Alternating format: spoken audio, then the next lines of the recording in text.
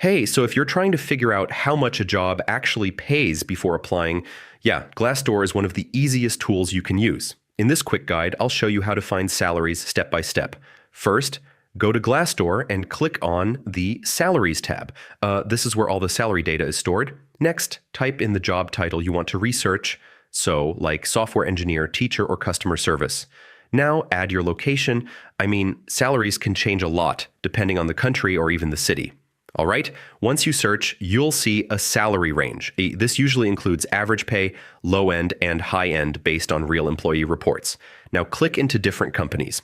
So you can compare how much each company pays for the same role. Some listings also show bonuses, base pay, and other benefits. Don't just look at the total, check the breakdown too. And scroll down a bit. You'll often see comments from employees explaining how accurate the salary really is. So that's basically how to find salaries on Glassdoor.